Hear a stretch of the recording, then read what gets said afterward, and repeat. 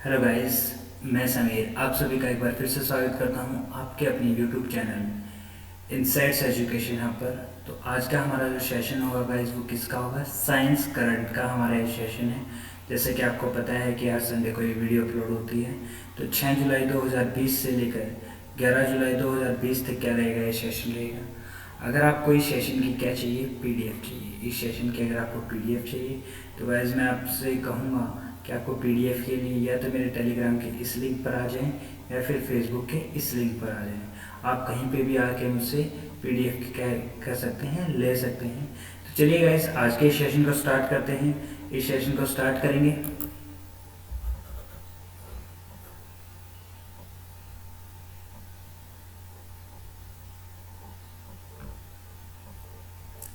तो हमारा जो पहला टॉपिक रहता है गाइस वो रहता है RNA virus in saliva. Recently एक खोज हुई है।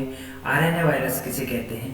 देखो गाइस, दो तरीके के वायरस होते हैं, ठीक है। एक्चुअली दो तरीके के क्या होते हैं, कंडीशंस होती हैं। कैसे होती हैं पहले ये समझिए। एक कंडीशन आपकी क्या रहेगी, एक कंडीशन रहेगी कि एक तो डीएनए होता है, एक तो क्या होता है, डीएनए होता है, और एक आपका आरएनए होता है। तो दो चीज़ें हुई, एक डीएनए हुआ और एक आरएनए हुआ। डीएनए की फुल फॉर्म होती है, जो डीएनए है उसकी फुल फॉर्म बनेगी डीऑक्सी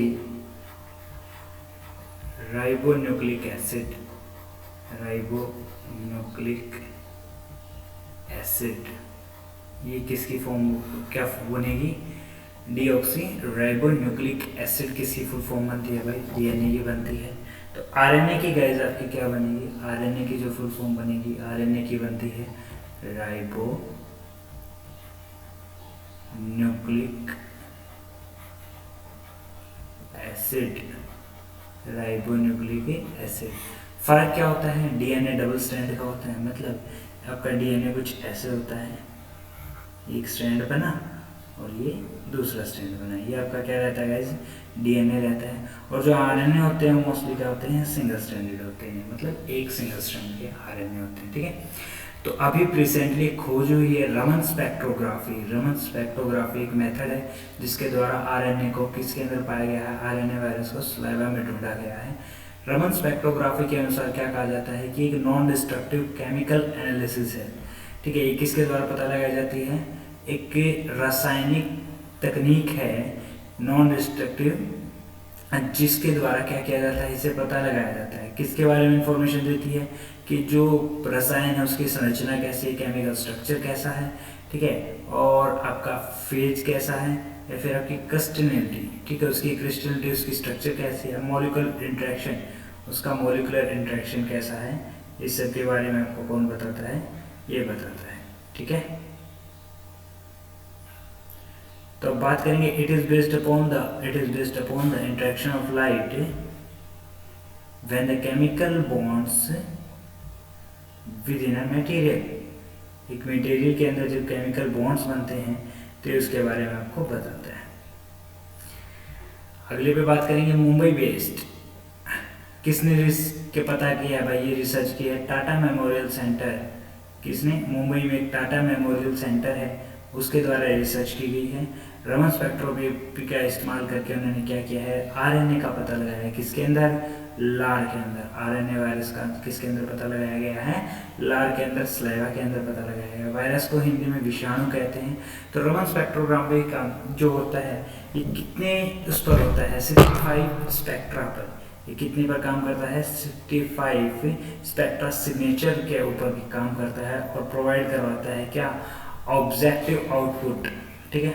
मतलब इसकी जो आउटपुट होती है वो पॉइंट्स में आती है। It can be used only for screening. Screening में आता है मतलब किसी के बारे में, वो कहते हैं ना, जैसे थर्मल स्क्रीनिंग अभी चल रही है, कोविड के बारे में आपको पता है थर्मल स्क्रीनिंग चल रही है। किसी का तापमान देखकर आप ये बता सकते हैं कि वो बीमार है या नहीं है। तो थर्मल स्क्रीनिंग जो चल रही है मतलब किसी के टेम्परेचर या किसी चीज़ को मेजर करना, शुरुआती जो क्या होते हैं स्टेज होती है उसे स्क्रीनिंग कहा गया है। द पोर्टेबल रमन स्पेक्ट्रोग्राफी, भाई इसके फायदे बहुत ज़्यादा हैं। देखो अब क्या करेंगे, मान लो कोई एयरपोर्ट पे आया, कोई बाहर की कंट्री से क्या आया, एयरपोर्ट पे आया, या फिर शिप से आया, क्या किया, किसी बाहरी देश से, किससे आया, शिप से आया, या फिर डोमेस्टिक फ्लाइट की भी आप बात कर लो, क्या कर लो, डोमेस्टिक जो आपकी फ़्लाइट है, जो इस देश के अंदर जो फ़्लाइट्स होती हैं उनके ऊपर बात की है। तो इन चारों का क्या किया, एयरपोर्ट से, शिप से या डोमेस्टिक फ़्लाइट्स का उसने क्या किया, फॉलो किया। अब इनको फॉलो करने के बाद एयरपोर्ट, शिप या डोमेस्टिक को, इनसे आने के बाद उसका क्या किया जाएगा, यहाँ पर स्क्रीनिंग की जाएगी। किससे, रमन स्पेक्ट्रोग्राफी से। अगर वहाँ पर कोविड, उम्मीद है कि ये कोविड के बारे में भी बता पाएगा, अगर वहाँ पर कोविड मौजूद है, क्या है, कोविड मौजूद है, तो ये क्या करेगा, कोविड के बारे में बता देगा। और अगर कोविड के बारे में पता लग गया तो फिर क्या करो, उनको तो आप क्या कर दो, क्वारंटाइन। जिनके अंदर कोविड मिल गया उनका क्या कर दो, क्वारंटाइन। अब भाई कुछ ऐसे हैं उनके अंदर इसने कोविड नहीं बताया, मतलब स्क्रीनिंग में कई बार कोविड नहीं आता है ना, तो उनका फिर क्या करो, RT-PCR, जिसके बारे में मैंने आपको बताया था, ठीक है, रिवर्स ट्रांसलेशन जो पॉलीमरेज चेन रिएक्शन है, RT-PCR जो टेस्ट है, पिछली जो वीडियो उसके अंदर आपको मिल जाएगा, तो उसकी क्या करेगा, वो आपको एनालिसिस हो जाएगा कि उसको कोविड है या नहीं। आगे चलते हैं गाइस। अगला है fungus grow inside a bug. Fungus है, कवक को कहते हैं, उगी है किसके अंदर, बग के अंदर। बग होते हैं कीट, छोटे छोटे जो कीट होते हैं उन्हें क्या कहा जाता है, बग कहा जाता है। इस फंगस का नाम क्या है, ओपिकोर्डिकैप्स, ओपिकोर्डिकैप्स न्यूटॉन्स फंगी, इसका नाम क्या है, ओफिकोर्डिकैप्स न्यूटॉन्स इस फंगस का नाम है। कहाँ पर मिली है गाइस, ध्यान रखना, Kanger valley national park in Chhattisgarh. तो कहाँ पर मिली है फंगस है, पहले कहाँ पाई जाती थी, पहले सिर्फ वेस्टर्न घाट्स पे पाई जाती थी। पहले कहाँ पाई जाती थी गाइस, ये सिर्फ वेस्टर्न घाट पर पाई जाती थी। Found on the host insect, कौन सा है उस बग का नाम क्या है, हेलियोमोर्फा हेलेसिस, हेलियोमोर्फा हेलिस, ठीक है। इसको क्या, किस नाम से जाना जाता है, स्टिंक बग, मतलब ये बदबू आती है इसके अंदर से, किस नाम से जाना जाता है, स्टिंक बग के नाम से जाना जाता है।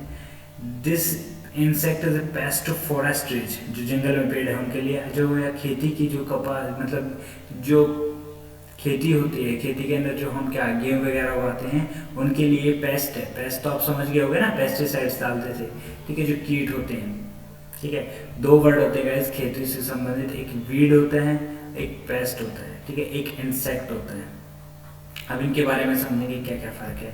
वीड्स होता है खरपतवार, कुछ ऐसे पौधे जो क्या करते हैं भाई, उग जाते हैं बिना वजह, जिसे हम बथुआ कह देते हैं, कूंदरा कह देते हैं, ठीक है। ये जो सारी चीज़ें हैं वो क्या हैं, वीड हैं। पेस्ट और इंसेक्ट में क्या फ़र्क है, इंसेक्ट्स कीड़े मकोड़ों को बोला जाता है, ठीक है, मतलब जो आपके अर्थ्रोपोडा में आते हैं मोस्टली उन्हें इंसेक्ट्स बोला जाता है। पेस्ट जो होते हैं ये फ्लाई कर सकते हैं, पेस्ट मोस्टली उन्हें कहा जाता है जो क्या कर सकते हैं, फ्लाई कर सकते हैं।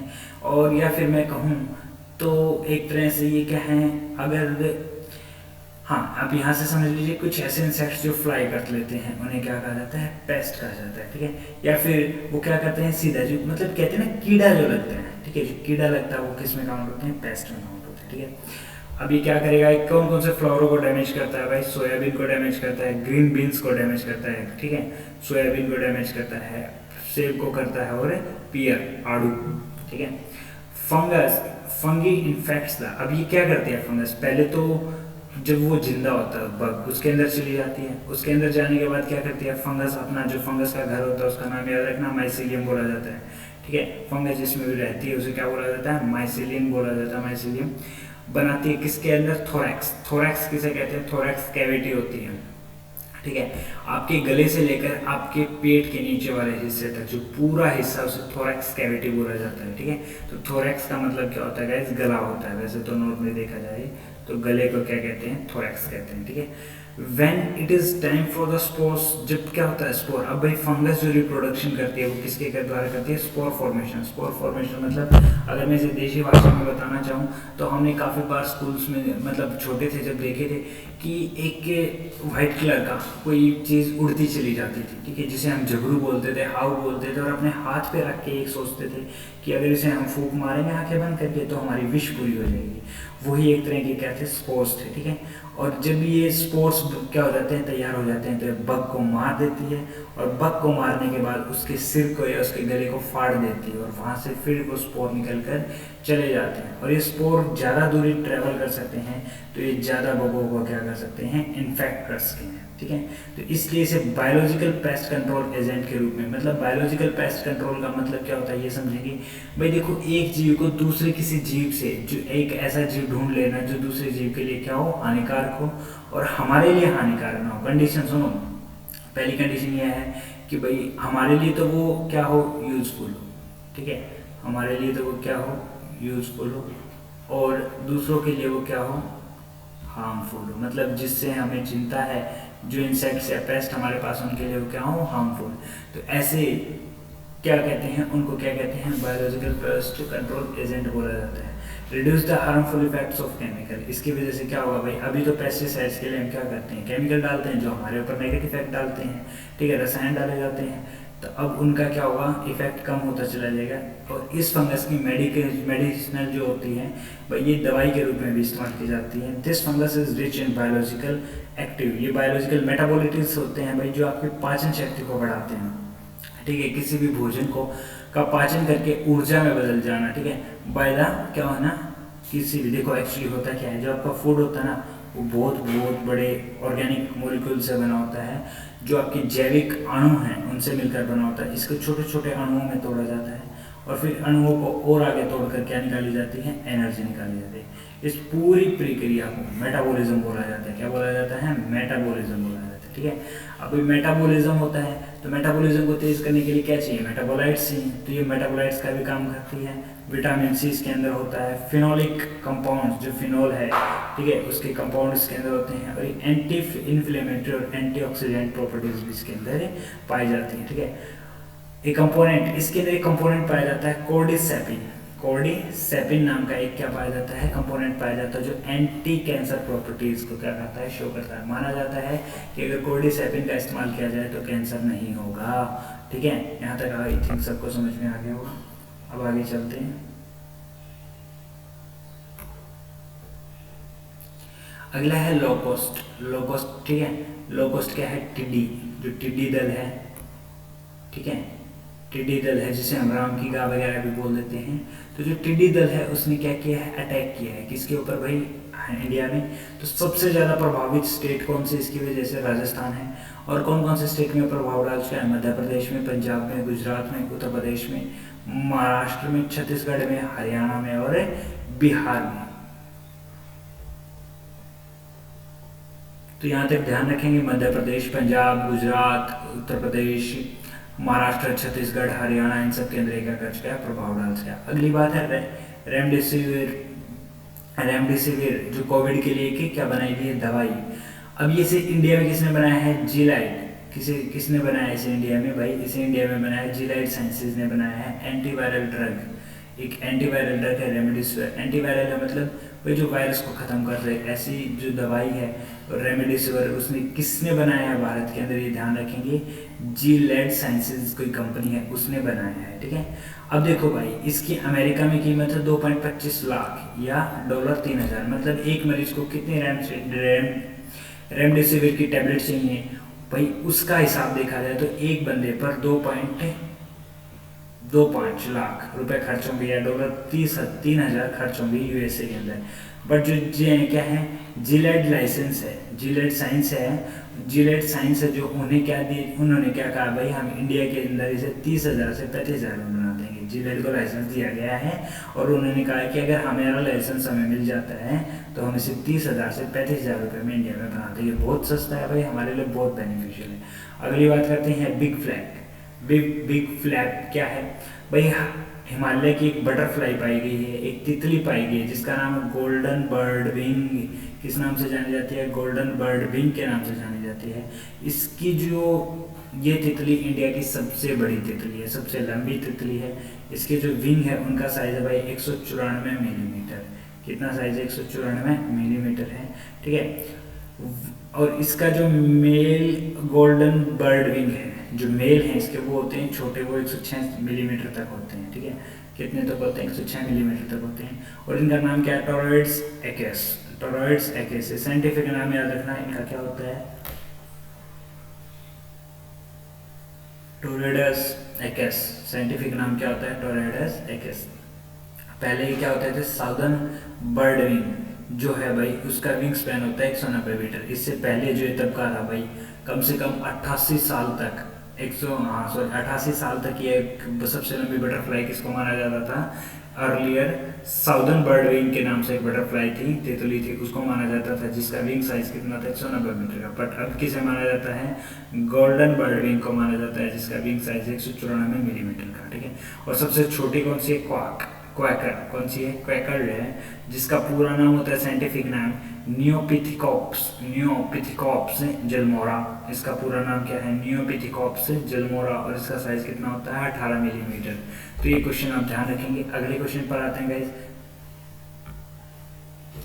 अगला हमारा है बुबेनिक प्लेग। बुबेनिक प्लेग एक कहाँ पर पाया गया? हाल में इसके केस कहाँ पाए गए भाई? चाइना के अंदर। हाल में बुबेनिक के प्लेग का केस कहाँ पाए जा रहे हैं? चाइना के अंदर पाए जा रहे हैं। ठीक है। First appeared in 14th century. सबसे पहली बार कब देखा गया था? बुबेनिक प्लेग की शुरुआत कब हुई थी? 14वीं सदी से हुई थी। दूसरी बार लंदन में आया था 1665 में, और कम से कम 20% आबादी को मार दिया था। दूसरी बार ये कब आया? लंदन में 1665 में आया और लगभग 20% आबादी को मार दिया था। और 1666 में ये लंदन के अंदर क्या कर दिया गया था? कंट्रोल, मतलब खत्म कर दिया था इसे लंदन के अंदर। ठीक है। और ये किस बैक्टीरिया से होता है ये याद रखना है? येरसिनिया पेस्टिस। येरसिनिया पेस्टिस। ये येरसिनिया पेस्टिस किसके ऊपर पाया जाता है भाई? ये जो आपके क्या होते हैं? चूहा, माउस होते हैं, चूहे होते हैं, उनके ऊपर पाया जाता है। ठीक है। तो क्या होता है जब आपके पास आते हैं तो ये बैक्टीरिया आपकी बॉडी को छू जाता है और फिर क्या कर देता है? आपको बीमार कर देता है। अगली बात है, कुछ साइंटिस्ट ने अभी कहा है कि कोरोना वायरस की जो बीमारी है वो एयरबोर्न नहीं है। ठीक है। मतलब 239 साइंटिस्ट के 32 देशों के 239 साइंटिस्ट ने WHO को अपनी रिपोर्ट दी और कहा है कि कोरोना वायरस एयरबोर्न डिजीज है। इसलिए हमें हेल्थ केयर को कौन से मास्क देने चाहिए? N95 मास्क देने चाहिए। कौन से मास्क देने चाहिए? N95 मास्क देने चाहिए, ताकि उससे क्या होगा? वो कोरोना से बचे रहेंगे। अल्ट्रावायलेट लाइट्स का इस्तेमाल करना चाहिए किसके लिए? किल वायरल पार्टिकल्स, जो भाई हवा में क्या कर रहे हैं? विषाणु के कण तैर रहे हैं, उन्हें मारने के लिए किसका इस्तेमाल करो? अल्ट्रावायलेट रेडिएशन का। ड्रॉपलेट ट्रांसमिशन और एयरबोर्न ट्रांसमिशन। इससे पहले कहा गया था कि ये ड्रॉपलेट ट्रांसमिशन है, अब कहा जा रहा है कि एयरबोर्न ट्रांसमिशन है। तो दोनों में डिफरेंस क्या होता है सुनेंगे भाई। ड्रॉपलेट ट्रांसमिशन उसे कहते हैं जब 1 मीटर की दूरी से 1 मीटर से कम की तो दूरी हो और किसी इंसान के क्या करने पर? खांसने पर और छींकने पर। किस पर? खांसने पर और छींकने पर जब आपका चेहरा, अगर आपकी दूरी किसी इंसान से 1 मीटर से कम है और उसके खांसने और छींकने पर आपके चेहरे, आपके नाक, आँख के संपर्क में आने से आपको बीमारी हो जाए। ठीक है। मतलब सीधी सी बात है यार, 1 मीटर से कम की दूरी होनी चाहिए और खांसने और छींकने से ही हो ये बीमारी। ठीक है। और इसका साइज कितना होता है? 5 से 10 माइक्रोमीटर का होता है। कितना होता है? 5 से 10 माइक्रोमीटर का होता है। बट जो एयरबोर्न ट्रांसमिशन है उसके अंदर क्या होते हैं? एरोसोल्स चलते हैं। एरोसोल्स क्या होते हैं? एरोसोल्स होते हैं भाई हवा के अंदर पानी की मौजूदगी को एरोसोल्स बोलते हैं। हवा के अंदर, किसके अंदर भाई? लिक्विड इन गैस को एरोसोल बोला जाता है। लिक्विड इन गैस, द्रव्य, गैस के अंदर द्रव्य की मौजूदगी को एरोसोल बोला जाता है। ठीक है। और इसका साइज होता है 5 माइक्रोमीटर से कम। माइक्रोमीटर मतलब होता है भाई 10 की घात -6। ठीक है। यहाँ पर जो माइक्रो शब्द है आपका क्या है? माइक्रो शब्द है, इसका मतलब होता है 10⁻⁻6 मीटर। आप सोच सकते हो कितना छोटा कण होता है, हमारे बाल के साइज के जितना होता है। और ये आसानी से एक से दूसरी जगह जा सकता है। कैसे? सिर्फ अगर सामने वाला जोर से सांस ले ले या ज़्यादा बोल ले। देखो ये कंडीशन तो रहेगी कि वो कुछ खांसी छींके वगैरह ये तो रहेंगी। इसके अलावा नॉर्मली अगर वो जोर से सांस ले ले या वो कहते हैं ना हाफने लग जाए या फिर बातें कर ले, तो भी ये क्या हो सकती है? बीमारी हो सकती है। कौन सी? उन्हें एयरबोर्न बोला जाता है। उन्हें क्या बोला जाता है? एयरबोर्न ट्रांसमिशन बोला जाता है। क्लियर? आगे चलते हैं गाइस। अगला है ग्रीन हाउस जो एमिशन है, उसके बारे में यहाँ पर एक डिस्कशन किया गया है। ग्रीन हाउस एमिशन क्या होता है गाइस? पहले ये समझिए ग्रीन हाउस होता क्या है। देखो भाई, जो क्या है बर्फीले एरिया है वहाँ पर खेती को उगाना मुश्किल था, इसलिए उन लोगों ने क्या किया? शीशे के घर बनाए। अब दिन में क्या होता है? ये सूर्य हमारे देव हैं और सूर्य देव की जो किरणें हैं वो क्या करती हैं? इन शीशे के घरों पर गिरती हैं। सूर्य देव की किरणें क्या करती हैं? शीशे के घरों पर गिरती हैं। वो एक बार गिरने के बाद दोबारा बाहर नहीं निकल पाती। भाई अब जितनी इसकी कैपेसिटी है क्या करेगा, उसे एब्जॉर्ब करेगा अपने अंदर, अवशोषित करेगा। अवशोषित करने के बाद कुछ समय के बाद उसकी लिमिट आ जाएगी। लिमिट आएगी तो इन किरणों को बाहर की तरफ छोड़ेगा, बट शीशे का चैम्बर होने की वजह से बाहर नहीं छोड़ पाता। इसलिए रात के समय पर भी यहाँ पर मौजूद जो पौधे हैं, यहाँ पर मौजूद जो क्या हैं प्लांट्स हैं, वो क्या कर पाते हैं, सर्वाइव कर पाते हैं। ठीक है, तो ये ध्यान रखना, वो यहाँ पर क्या कर सकते हैं, फिर भी सर्वाइव कर सकते हैं। अब ऐसी ही दशा ये हुई पृथ्वी की। अब ये हम है हमारी पृथ्वी, प्यारी पृथ्वी, और ये है क्या है, सूर्यदेव। सूर्यदेव से क्या हुई, किरणें आती हैं। सूर्यदेव से क्या होता है भाई, किरणें आती हैं। सूर्यदेव से किरणें किसके ऊपर आई, पृथ्वी के ऊपर, अर्थ के ऊपर। अब अर्थ ने इन किरणों को, इन रेडिएशन को क्या किया, सोख लिया। सोखने के कुछ समय बाद जब इसकी लिमिट आ जाएगी तो इसे वापस छोड़ेगी। क्या करेगी, वापस छोड़ेगी। और जब ये वापस छोड़ती है तो रास्ते में क्या करती है, वापस छोड़ती है। उस समय रास्ते में मौजूद क्या है, चारों तरफ ग्रीन हाउस गैसेज है। कौन सी हैं, कार्बन डाइऑक्साइड, मीथेन वगैरह जो गैस हैं, वो ग्रीन हाउस गैस हैं। वो इन किरणों को यहाँ पर सोख लेती हैं और रात के समय वापस पृथ्वी की तरफ छोड़ देती हैं। इसे क्या कहा गया है, ग्लोबल वार्मिंग या फिर ग्रीन हाउस इफेक्ट कहा गया है फिलहाल के लिए। लॉकडाउन हैड ए पॉजिटिव, भाई लॉकडाउन की वजह से एयर पोल्यूशन में और ग्रीन हाउस गैसेज के एमिशन में कमी आई है, बट फिर भी हमने क्या देखा है कि जो एटमॉस्फेरिक कार्बन एमिशन है, जो वातावरण में कार्बन छोड़ा गया है, उसकी मात्रा अभी भी क्या है, ज़्यादा ही है। ठीक है, क्यों ज़्यादा है, क्योंकि भाई शहरों के अंदर या फिर जो गांव थे, किनके अंदर, शहरों के अंदर, अर्बन एरियाज थे, या फिर जो आपके जहाँ पर पानी वगैरह खड़ा था वहाँ पर कार्बन डाइऑक्साइड अवशोषित रूप में थी। अब वहाँ पर कार्बन डाइऑक्साइड क्या होने लगी, ज़्यादा बन नहीं रही है, तो अवशोषित कार्बन डाइऑक्साइड बाहर निकल के आई, तो भाई उसने क्या कर दिया, ये सब और बढ़ा दिया। 9 मिलियन लगभग हर साल मृत्यु होती है, किसकी वजह से, पार्टिकुलेट मैटर 2.5 जो होता है, इसकी वजह से हर साल कम से कम 90 लाख लोग मरते हैं दुनिया के अंदर। ठीक है, association between pollution levels in cities and covid effect that it, भाई किस शहर में कितना पोल्यूशन था, उसी हिसाब से कोविड-19 की वजह से वहाँ पर मृत्यु हो रही है।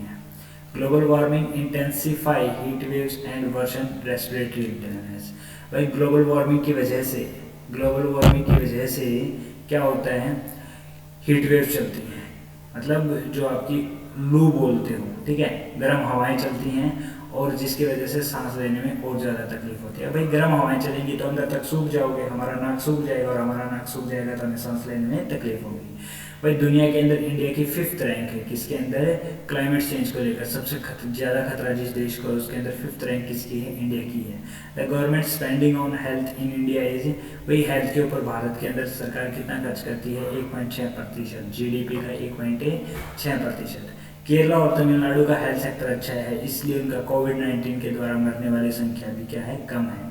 सरकार को क्या करना पड़ेगा, हम सबको सस्टेनेबल डेवलपमेंट पे ध्यान देना होगा, मतलब ना पानी वेस्ट करो, ना बिजली वेस्ट करो, ना पेट्रोल वेस्ट करो।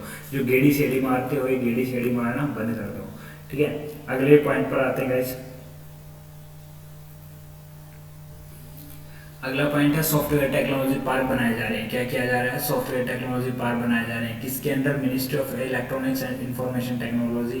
कब बने थे, 1991 में बने थे। 1991 में क्या बने थे, सॉफ्टवेयर टेक्नोलॉजी पार्क्स बने थे, किसके अंदर, ministry of electronics and information technology. इनका काम क्या था कि एनकरेज करो, प्रमोट करो और सॉफ्टवेयर बनाओ। क्या करो, सॉफ्टवेयर बनाओ, और कहाँ बेचो, बाहर। क्या करो, उन्हें बाहर वाले देशों को बेच दो। ठीक है, गवर्निंग काउंसिल चेयरपर्सन, जो इसकी गवर्निंग काउंसिल होती है, जो इसकी काउंसिल होती है, उसका हेड होता है union minister for electronics and information technology. जो मिनिस्टर होते हैं, नेता होते हैं, वो इसके क्या होते हैं, हेड होते हैं।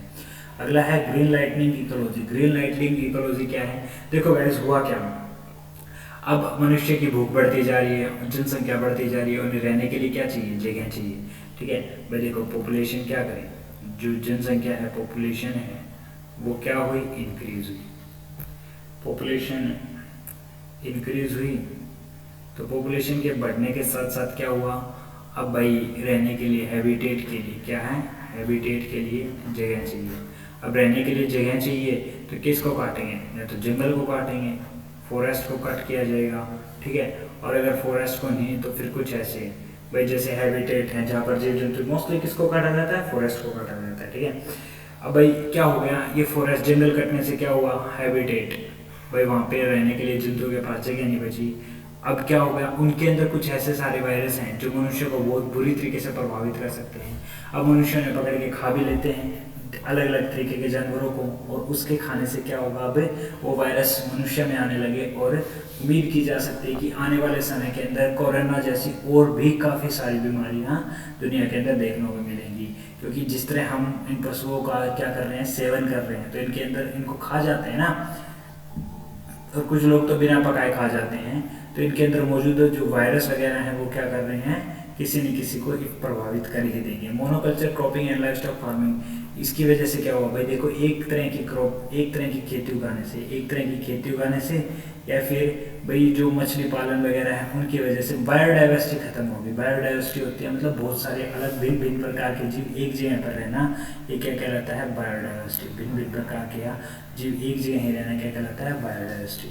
अब भाई इसके ग्रीन लाइट इकोलॉजी में क्या किया है सरकार ने, एक तो पहले ही भाई हमारे पर्यावरण बहुत प्रभावित हो गया है, सरकार ने अब क्या किया, काफ़ी सारे ऐसे प्रोजेक्ट हैं जो पास नहीं होने चाहिए तो उन्हें पास कर दिया है इन्वायरमेंट के खिलाफ जाकर। जैसे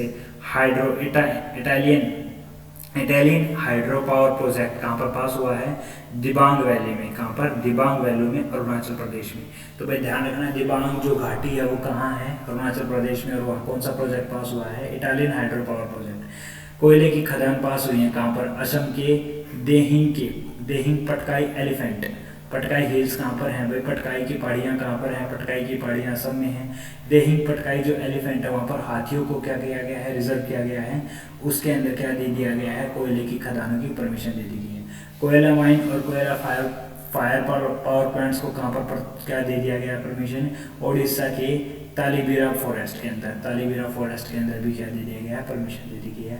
लाइमस्टोन की खुदाई की परमिशन कहाँ पर मिली है, गिर नेशनल पार्क, किसके अंदर मिल गई है, गिर नेशनल पार्क के अंदर। ठीक है, अगला है सारावथी लॉयन टेल्ड मकाऊ सेंचुरी जो कर्नाटका है, उसके अंदर भी क्या कर दी गई है, परमिशन दे दी गई है, कुछ ना कुछ करने की परमिशन। मतलब वहाँ पर एक्चुअली तो क्या है, वहाँ पर रिसर्च करने की परमिशन दी गई कि आप वहाँ पर जाइए, अपने हिसाब से रिसर्च की, जो आपको सेटअप चाहिए वो मिल जाएंगे। तो गाइस ये सारे पॉइंट्स आपको ध्यान रखने हैं। अगले को पॉइंट पर आते हैं। अगला हमारा पॉइंट है मिसेल्स एंड रुबेला। दो बीमारियां हैं गाइस, दो बीमारियां हैं, कौन कौन सी हैं, एक का नाम मिसेल्स है और एक का नाम रुबेला है। दोनों बीमारियां किससे होती हैं, वायरस से होती हैं। ध्यान रखना, दोनों बीमारियां किससे होती हैं, वायरस से होती हैं, विषाणु से होती हैं। अब क्या हुआ है, फिलहाल कहा गया है श्रीलंका और मालदीव दोनों से रुबेला और क्या है, मिसेल्स नाम की बीमारी खत्म हो गई है। श्रीलंका और मालदीव दोनों में से क्या हो गई है, मिसेल्स और रुबेला नाम की बीमारियां खत्म हो गई हैं। श्रीलंका और Maldives the first two countries in वो साउथ एशिया जो रीजन है, साउथ ईस्ट एशिया है, उसके अंदर पहले दो ऐसे देश हैं जिन्होंने 2023 का टारगेट रखा था। भाई क्या रखा था, 2023 का टारगेट था इनका कि ये मिसेल्स को ख़त्म कर देंगे, रुबेला को ख़त्म कर देंगे, बट इन्होंने किस में कर दिया, 2020 में ही इस टारगेट को पूरा कर दिया है। भूटान, कोरिया और तिमोर लिस्ते बहुत सारे ऐसे क्या हैं देश हैं जिन्होंने क्या है मिसिल्स को ख़त्म कर दिया है, जिन्होंने क्या कर दिया है, मिसिल्स को अपने देश से निकाल फेंका है। इसके लिए क्या किया गया था, ग्लोबल वैक्सीन एक्शन प्लान चलाया गया था। मतलब पूरे दुनिया के अंदर टीके लगाए गए थे, किसके, मिसिल्स और रुबेला के रोकने के लिए टीके लगाए गए थे। ठीक है, अब ये किसके द्वारा होती है बीमारियाँ, आरएनए वायरस के द्वारा होती हैं। किसके द्वारा होती हैं, आरएनए वायरस के द्वारा होती हैं।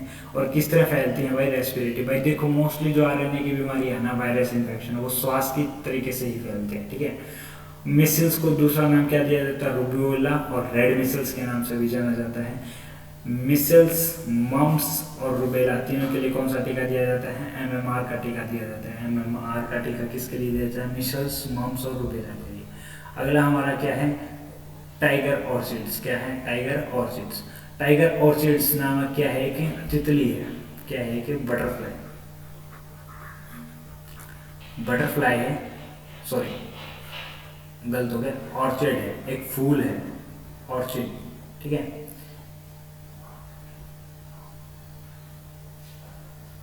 ऑर्चिड है, एक फूल है। क्या है भाई, इस फूल के ऊपर जो बाघ के शरीर के ऊपर जैसे निशान होते हैं सफ़ेद, उसकी येलो क्या होती है, बाघ की जो लोयन होता है, शेर होता है, या फिर जो टाइगर होता है, इनके शरीर पर क्या होता है, एक्चुअली टाइगर होते हैं। ठीक है, टाइगर के ऊपर क्या होता है, येलो कलर की स्किन होती है और उस येलो स्किन के ऊपर क्या होते हैं, ब्लैक स्ट्रिप्स मौजूद होती हैं, काली धब्बियाँ, काली धारियाँ मौजूद होती हैं, ब्लैक स्ट्रीम्स क्या होते हैं वहाँ पर मौजूद होते हैं, स्ट्रिप्स वहाँ पर क्या होते हैं, ब्लैक मौजूद होते हैं। तो Jawaharlal Nehru tropical botanical garden जो है एंड रिसर्च इंस्टीट्यूट है, Jawaharlal Nehru tropical botanical garden and research institute जो है JNTBRI केरला के अंदर कहाँ पे है, ये बात ध्यान रखना भाई, कहाँ पर है, केरला के अंदर। और ये टाइगर ऑर्चिड नाम का फूल कहाँ पर पाया गया है, केरला के अंदर पाया गया है। ठीक है, टाइगर ऑर्चिड का साइंटिफिक नेम क्या है, ग्रामाथोफाइलम, ग्रामाथोफाइलम स्पेसियोसियम। ठीक है, ग्रामाथोफाइलम स्पेसियोसियम ये आपका क्या है, इसका नाम है। जाइंट ऑर्चिड के नाम से भी इसे जाना जाता है, इसे किस नाम से भी जाना जाता है, जाइंट ऑर्चिड, क्योंकि जब ये फूल पक जाता है तो बहुत बड़ा हो जाता है। ठीक है, और ये हर साल मतलब अल्टरनेट एक छोड़कर एक साल में क्या करते हैं, फूल आते हैं। इन पौधों पर एक साल छोड़कर एक साल में क्या आते हैं, फूल आते हैं। टाइगर ऑर्चिड्स कहाँ के भाई पाए जाते हैं, मुख्य रूप से म्यांमार में पाए जाते हैं, मलेशिया में पाए जाते हैं, इंडोनेशिया में पाए जाते हैं, थाईलैंड में और पपुआ न्यू गिनिया के अंदर क्या पाए जाते हैं, ये सारे ये फूल ज़्यादातर पाए जाते हैं। यहाँ तक आई थिंक सबको समझ में आ गया होगा, याद भी हो गया होगा। गाइज अगर आपको वीडियो अच्छी लगती है तो लाइक शेयर सब्सक्राइब करना बिल्कुल ना भूलें। जितनी जल्दी मेरी 1000 सब्सक्राइबर मिलेगी उतनी जल्दी मैं आपको लाइव आके पढ़ा पाऊंगा। तो अगला क्वेश्चन है गाइज, सोलर एनर्जी इन आत्मनिर्भर भारत। भाई आत्मनिर्भर भारत बनने के लिए जो सोलर एनर्जी है, जो सूर्य ऊर्जा है, वो बहुत ज़्यादा मदद करेगी। कैसे मदद करेगी भाई, हाल में ही भारत सरकार ने 750 मेगावाट का भारत के अंदर क्या है कि प्लांट लगा है, किसका, सोलर पावर प्रोजेक्ट लगा। कहाँ पर, रेवा में। कहाँ पर लगा है, रेवा में। रेवा कहाँ पर भाई, मध्य प्रदेश में। कहाँ पर है, मध्य प्रदेश के अंदर। ठीक है, किस किस के द्वारा बनाया गया है, रेवा अल्ट्रा मेगा सोलर लिमिटेड, रेवा अल्ट्रा मेगा सोलर लिमिटेड। ठीक है, या फिर एक ज्वाइंट वेंचर कंपनी है, कहाँ की, मध्य प्रदेश की, joint venture company of Madhya Pradesh, जिसका नाम क्या है, ऊर्जा विकास निगम लिमिटेड। उसका नाम क्या है, ऊर्जा विकास निगम लिमिटेड। अगला है सोलर एनर्जी कॉर्पोरेशन जो इंडिया का है उसने, और सेंट्रल पब्लिक सेक्टर अंडरटेकिंग। तो भाई ध्यान रखेंगे किस किस ने मदद की, रेवा अल्ट्रा मेगा लिमिटेड ने मदद की, और एक ज्वाइंट वेंचर कंपनी है कहाँ की, मध्य प्रदेश की, जिसका नाम है ऊर्जा विकास निगम लिमिटेड है, और एक है solar energy corporation of India ने इसमें क्या कर दी, मदद की। इंडिया का टारगेट कितना भाई, 175 गीगावाट का क्या है टारगेट है, कब तक, 2022 तक 175 गीगावाट क्या करेंगे, एनर्जी प्रोड्यूस करेंगे। किससे, रिन्यूएबल सोर्सेज से, परंपरागत स्रोतों से। किससे, परंपरागत स्रोतों से। परंतु उसमें क्या है, 100 गीगावाट किससे बनानी है, सिर्फ सौर ऊर्जा से 100 गीगावाट बनाने की यहाँ पर बात की गई है। 2014 के अंदर भाई जो सोलर पावर की कीमत थी 7 से 8 रुपये प्रति यूनिट थी, बट अब ये घटकर कितनी हो चुकी है, 2.25 से 2.5 रुपये प्रति यूनिट हो चुकी है। और ये प्लांट एशिया का सबसे बड़ा प्लांट लगा है। इसमें से 24% बिजली कौन लेगी, दिल्ली सरकार लेगी। दिल्ली सरकार क्या करेगी, इसकी जो बिजली उत्पादन है उसका 24% कौन लेगी, दिल्ली सरकार लेगी, और बाकी किसके पास रहेगा, मध्य प्रदेश के पास रहेगा। ठीक है, और इसकी वजह से हर साल 15 लाख टन कार्बन डाइऑक्साइड के उत्पादन में कमी आएगी। 15 लाख टन कार्बन डाइऑक्साइड के उत्पादन में कमी आएगी। अगला है पैडल पावर। अगला क्या है, पैडल पावर। ठीक है, union housing and urban affairs की जो मिनिस्ट्री है, ठीक है, union housing and urban affairs की मिनिस्ट्री है, उसने क्या किया है, पैडल पावर को एक स्कीम लॉन्च की है, जिसके अनुसार इंडिया साइकिल चलाएगी। इंडिया का चैलेंज क्या है, साइकिल फॉर चेंज चैलेंज 4। ये 4 ऐसे नहीं आना चाहिए, ये लिखा गया ऐसे, वैसे तो 4 शब्द ऐसे आता है, बट यहाँ पर जो लिखा गया है वो सही लिखा गया है। ऐसे ही क्या किया है, सरकार ने एक स्कीम को लॉन्च किया है, और इसके लिए एक ऑनलाइन पोर्टल बनाया। क्या किया है, इसके लिए एक ऑनलाइन पोर्टल बनाया है स्मार्ट सिटीज मिशन के तहत। किसके तहत, स्मार्ट सिटीज मिशन के तहत एक ऑनलाइन पोर्टल बनाया है। ठीक है, apart from 100 cities implementing the smart cities। भाई देखो इस देश के अंदर 100 स्मार्ट सिटीज़ हैं, उनके अलावा कौन कौन और इसमें भाग ले सकते हैं भाई, हर वो एक एरिया भाग ले सकता है जिसकी जनसंख्या 5 लाख से ज़्यादा है, या फिर वो स्टेट और यूनियन टेरिटरी की कैपिटल होनी चाहिए। किसी भी स्टेट की या यूनियन टेरिटरी की भाई जो आपकी कैपिटल है उनका क्या होना चाहिए, वो यहाँ पर भाग ले सकती हैं। ये कब तक देखा जाएगा भाई, अक्टूबर 2020 तक सभी स्टेट्स जिनको सिलेक्ट किया गया उन्हें क्या करना है, अपना अपना क्या देना है, आइडिया देना है कि हम ऐसे ऐसे ऐसे प्रमोट करेंगे। उन्हें क्या कहा गया है कि रोड पे अलग से क्या बनाओ, रास्ता बनाओ साइकिल वालों के लिए, अलग से एक एरिया छोड़ो, ठीक है, और भाई साइकिलिंग की मैराथन बनवाओ, ठीक है, साइकिल को प्रमोट करो। ये सारी चीज़ें वहाँ पर क्या की गई हैं, स्टेट्स को दी गई हैं। अब इसमें से क्या किया जाएगा, 11 सिटी को, 11 शहरों को चुना जाएगा, जिनको क्या दिया जाएगा, 1 करोड़ रुपए दिए जाएंगे और गाइडेंस दवाई जाएगी। किसी गाइडेंस कौन देगा, भारत के और विदेशी जो भाई क्या है एक्सपर्ट्स हैं वो गाइडेंस देंगे और फिर वो फेज़ 2 में काम करेंगे। और फेज़ 2 कब तक चलेगी, मई 2021 तक चलेगा। फेज़ 2 कब तक चलेगा, मई 2021 तक चलेगा। और इसको किसने सपोर्ट किया है, India programme of the institution for transportation and development policy. किसने सपोर्ट किया है, supported by the India programme of institute for transportation and development policy के द्वारा से क्या किया गया है, प्रमोट किया गया है। ठीक है, तो गाइस प्लीज़ अगर आपको वीडियो अच्छी लगी है तो लाइक, शेयर और सब्सक्राइब करना ना भूलें।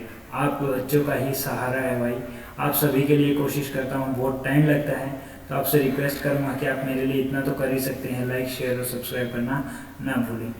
Thank you guys and have a nice.